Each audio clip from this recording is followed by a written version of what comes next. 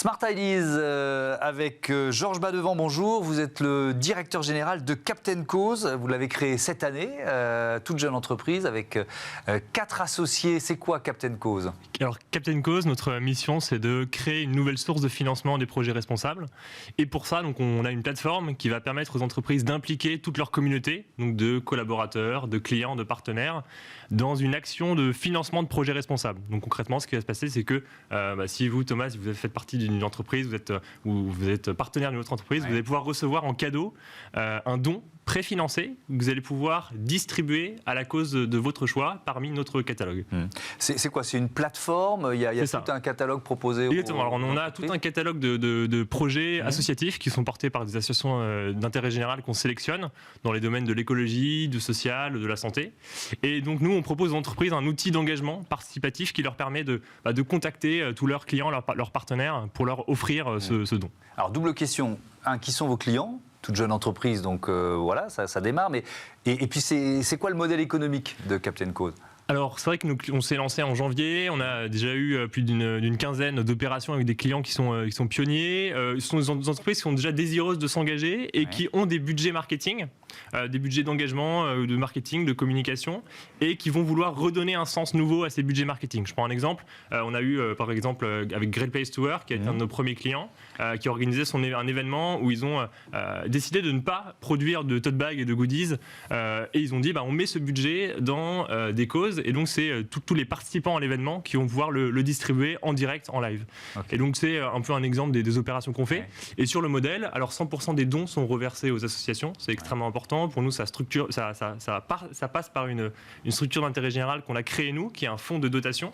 Ensuite, nous, il y a une commission en plus d'un certain pourcentage selon l'ampleur de l'opération. Alors, c'est intéressant parce que finalement, vos interlocuteurs sont les directeurs marketing. C'est ça. En fait, l'idée, c'est que les entreprises ont souvent envie de contribuer à des causes, d'agir davantage sur les enjeux de responsabilité, mais c'est parfois difficile de débloquer des nouveaux budgets RSE. Et donc l'idée, notre approche, c'est une approche très pragmatique, c'est de se dire qu'il y a déjà des budgets au cœur des entreprises qui pourraient être reversés en partie, qui pourraient être convertis. Et donc, comme on fait du don une action d'engagement participatif, du fait de cette nouvelle mécanique où vous financez et l'entreprise finance et vous distribuez, eh bien, voilà, on s'adresse au marketing. Ouais. Parce que vos interlocuteurs, ça aurait pu être les fondations d'entreprises. Alors, on a aussi des fondations qui font déjà des actions de mécénat, qui ont déjà des associations partenaires, et à celles-ci, ce qu'on leur propose, c'est de rendre plus participatives leurs actions de financement, que ce soit pas juste un comité directeur, mais qu'elles puissent donner la parole lors d'un événement à leurs collaborateurs. Est-ce que vous diriez que c'est une nouvelle forme de philanthropie d'entreprise? Exactement, c'est ça. En fait, on veut simplifier et rendre la générosité plus accessible, en la rendant beaucoup plus simple aussi. Aujourd'hui, pour un responsable marketing communication, savoir comment on fait un don, c'est très compliqué, à savoir comment je fais d'un point de vue fiscal, d'un point de vue administratif.